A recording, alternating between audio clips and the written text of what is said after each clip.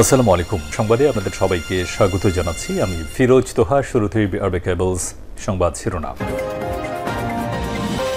পুরোদমে Iran, Israel এবং নিরীহ ফিলিস্তিনিদের মাঝে ভয়াবহ যুদ্ধ চলছে হামলা পাল্টা হামলা। এরই মাঝে আমাদের হাতে এসে পৌঁছেছে এই যুদ্ধের সর্বশেষ গুরুত্বপূর্ণ সবথেকে তাজা আপডেট সংবাদ আপনাদের জানিয়ে দিব।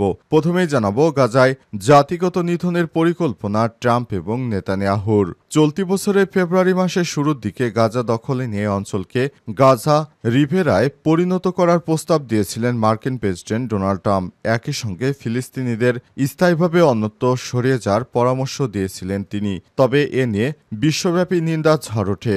আবারও তিনি এসব কথাবার্তা বলতে শুরু করেছেন, গোপনে বৈঠক করছেন এবং বর্তমানে ইহুদিবাদী ইসরায়েলের প্রধানমন্ত্রী যুক্তরাষ্ট্র অবস্থান করছে। ট্রাম্প এবং নেতানিয়াহু বৈঠক করে পরিকল্পনা করছেন গাজাবাসীকে পৃথিবীর অন্যত্র রাষ্ট্রে চাপিয়ে দিবেন আর পুরো গাজা খালি করে তার দখল নেওয়ার জন্য নতুন পরিকল্পনা শুরু করেছে ইহুদিবাদী ইসরায়েল ও ডোনাল্ড ট্রাম্প।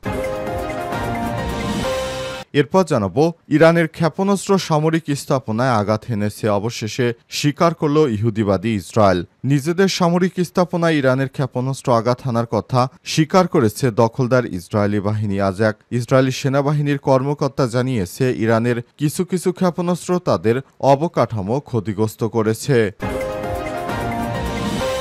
এদিকে তালেবানের শীর্ষ নেতার বিরুদ্ধে আইসিসির গ্রেপ্তারি পরোয়ানা জারি। আফগানিস্তানি নারীদের উপর দমনপীড়নের অভিযোগ এনে তালেবানের শীর্ষ নেতা হাইবাতুল্লাহ আখুন্দাজাদের সহ প্রধান বিচারপতি আব্দুল হাকিম হাক্কানির বিরুদ্ধে গ্রেপ্তারি পরোয়ানা জারি করেছে আন্তর্জাতিক অপরাধ আদালত আইসিসি। হেগভিত্তিক আদালতের পক্ষ থেকে জানানো হয়েছে আখুন্দাজাদে এবং আব্দুল হাকিম হাক্কানির মানবতা বিরোধী অপরাধে জড়িত থাকার যৌক্তিক প্রমাণ রয়েছে। এদিকে পাবনার স্বেচ্ছাসেবক লীগ নেতা ভারতে গ্রেপ্তার। পাবনা জেলা স্বেচ্ছাসেবক লীগের নেতা এবং জেলা পরিষদের সদস্য প্যানেল চেয়ারম্যান নজরুল ইসলাম সোহেলকে গ্রেপ্তার করেছে ভারতীয় পুলিশ। এবং সর্বশেষ জানাবো ফাঁস হওয়া অডিওতে হাসিনার গুলি চালানোর নির্দেশের সত্যতা নিশ্চিত করেছে বিবিসি। 2024-এর জুলাই অভ্যুত্থানে বাংলাদেশ ছাত্রদের নেতৃত্বাধীন বিক্ষোভ দমন অভিযানে সরাসরি গুলি চালানোর নির্দেশ দিয়েছিলেন তৎকালীন প্রধানমন্ত্রী শেখ হাসিনা। তার ফাঁস হওয়া অডিও কলের সত্যতা নিশ্চিত করেছে বিবিসি বাংলা এবং সংবাদ মাধ্যম বার্তা সংস্থা রয়টার্স ও আল জাজিরা। দর্শক, এতক্ষণ শুনছিলেন সংবাদ শিরোনাম, এবারে বিস্তারিত। তবে তার আগে বন্ধুরা অনুরোধ থাকবে এই সংবাদটিতে একটি লাইক দিন। এই চ্যানেলে আপনি নতুন হয়ে থাকলে আমাদের সংবাদটি দেখতে দেখতে চ্যানেলটি সাবস্ক্রাইব করে রাখুন। কমেন্ট করে বন্ধুরা আপনার মূল্যবান মতামত জানিয়ে দিন আপনি বিশ্বের কোন দেশ থেকে বা বাংলাদেশের কোন স্থান থেকে আমাদের সংবাদটি দেখছেন এবং শুনছেন। আর বন্ধুরা, গাজা যুদ্ধে আপনি যদি নিরীহ ফিলিস্তিনিদের ভালোবেসে থাকেন কমেন্টে ইয়েস লিখে বিশ্ববাসীকে জানিয়ে দিন। সংবাদটি আপনার সোশ্যাল মিডিয়া ফেসবুকে শেয়ার করে বন্ধুদেরও দেখার সুযোগ করে দিন। এবারে বিস্তারিত। গাজায় জাতিগত নিধনের পরিকল্পনা করছে ডোনাল্ড ট্রাম্প এবং নেতানিয়াহু। চলতি বছরের ফেব্রুয়ারি মাসের শুরুর দিকে গাজা দখলে নিয়ে অঞ্চলকে গাজা রিভেরার পরিণত করার প্রস্তাব দিয়েছিল আমেরিকার প্রেসিডেন্ট ডোনাল্ড ট্রাম্প। একই সঙ্গে ফিলিস্তিনের স্থায়ীভাবে অন্যত্র সরে যাওয়ার নির্দেশ দিয়েছিলেন তিনি। অর্থাৎ তিনি বলেছেন, ফিলিস্তিনিরা তোমরা পৃথিবীর অন্যত্র সরে যাও। ট্রাম্পের এমন পরিকল্পনা বিশ্বব্যাপী নিন্দার ঝড় তোলে। বিশেষ করে মধ্যপ্রাচ্যের দেশগুলোতে এ নিয়ে তীব্র সমালোচনা হয়। ফিলিস্তিনি আরব দেশ, জাতিসংঘ এবং অধিকার কর্মীরা একে স্পষ্ট জাতিগত নিধন বলে অভিহিত করেছিল। দ্বিতীয় মেয়াদে আমেরিকার প্রেসিডেন্ট হিসেবে ক্ষমতা গ্রহণের মাত্র 5 দিনের মাথায় গত 25শে জানুয়ারি প্রথমবারের মতো ফিলিস্তিনিদের বাস্তুচ্যুত করার প্রস্তাব দিয়েছিলেন ডোনাল্ড ট্রাম্প। সে সময় তিনি বলেছিলেন, দীর্ঘমেয়াদে মিশর এবং জর্ডান সরকারের উচিত গাজাবাসীকে গ্রহণ করা। আর এ নিয়ে জর্ডানের রাজা আবদুল্লাহর সঙ্গে কথা বলেছিলেন ট্রাম্প। তিনি বলেছিলেন, গাজা এখন আক্ষরিক অর্থে একটি ধ্বংসস্তূপ, তাই গাজাবাসীকে অন্যত্র সরিয়ে নেয়া দেশের গ্রহণ করা উচিত। গাজাবাসীকে অন্যান্য আরব দেশের গ্রহণ করা উচিত, যেমন তাদের মধ্যে সৌদি আরবও ছিল। তারা স্বাভাবিক জীবনে ফিরতে পারবে এবং শান্তিপূর্ণভাবে বসবাস করতে পারবে। তীব্র সমালোচনা এবং নিন্দার পর 27, 30 ও 31শে জানুয়ারি মোট 3বার এই প্রস্তাব দিয়েছিলেন ডোনাল্ড ট্রাম্প। তিনি তিনি আবারও বলেছিলেন মিশর ও জর্ডান তার প্রস্তাব গ্রহণ করবে, যদিও এই দুই দেশ শুরুতেই ট্রাম্পের এমন প্রস্তাব প্রত্যাখ্যান করেছিল।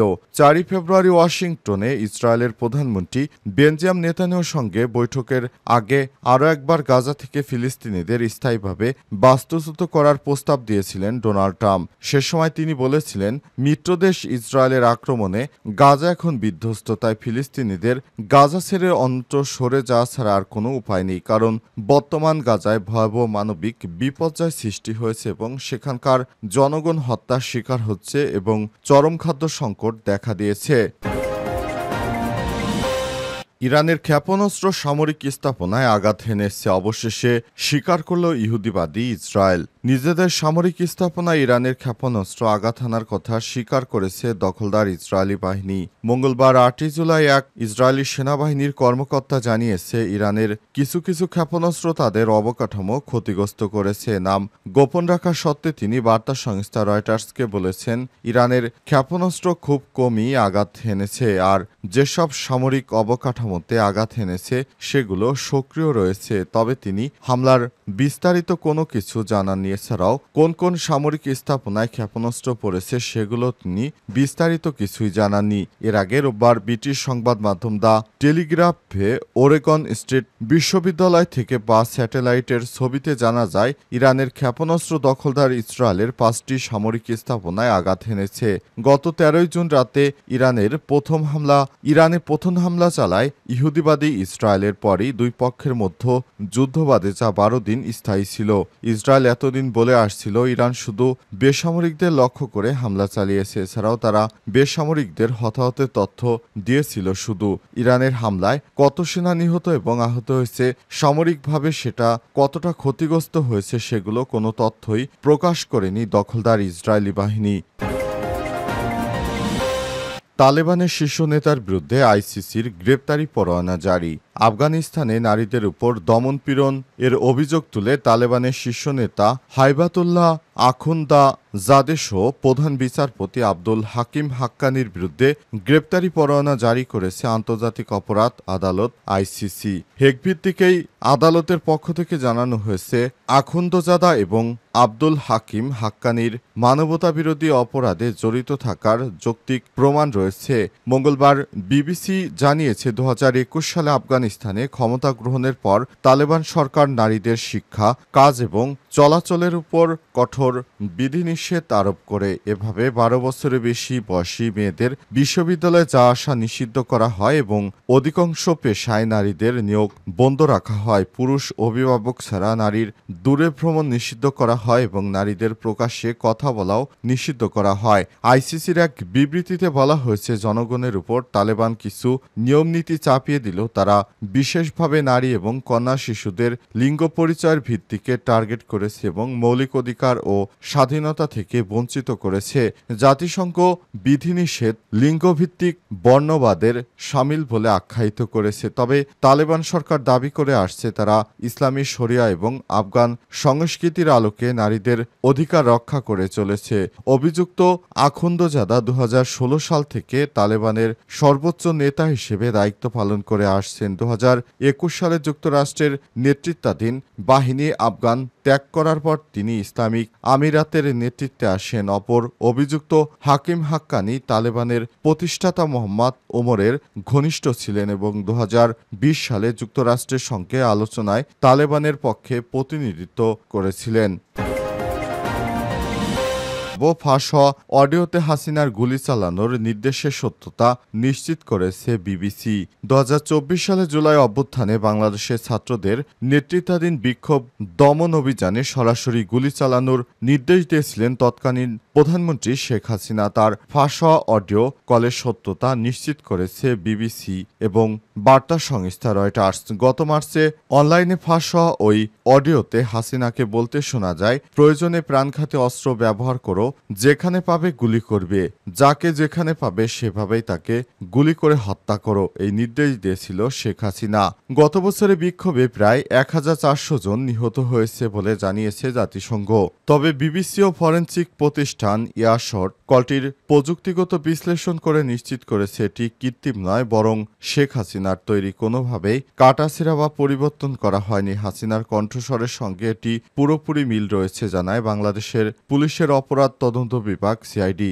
18 জুলাইয়ের কলের পর ঢাকার রাস্তায় সামরিক গ্রেডের অস্ত্র ব্যবহার করা হয়, যা পুলিশের গোপন নথিতে উল্লেখ রয়েছে। বিবিসি আরও জানিয়েছে 5 আগস্ট ঢাকার যাত্রাবাড়িতে পুলিশের গুলিতে অন্তত 52 জন নিহত হয়। এর আগে ওই ঘটনায় নিহতের সংখ্যা ছিল 30। ঘটনাদিন সেনাবাহিনী সরে যাওয়ার পরপরই পুলিশ সরাসরি বিক্ষোভকারীদের উপর গুলি চালায়। ঘটনাস্থল থেকে সিসিটিভি, ড্রোন ও প্রত্যক্ষদর্শীর ভিডিও বিশ্লেষণ করে এই তথ্য উঠে আসে। ঘটনার পর প্রতিবাদকারীরা যাত্রাবাড়ি থানায় হামলা চালায়, 6 জন পুলিশ সদস্য নিহত হয়। বাংলাদেশ পুলিশের একজন মুখপাত্র বিবিসিকে জানান, গত বছরের সহিংসতায় জড়িত থাকার অভিযোগে 60 পুলিশ সদস্যকে গ্রেপ্তার করা হয়েছে এবং নিরপেক্ষ তদন্ত চলছে। তিনি আরও বলেন, বাংলাদেশ পুলিশ পুঙ্খানুপুঙ্খ এবং নিরপেক্ষ তদন্ত করছে বলে জানান তিনি।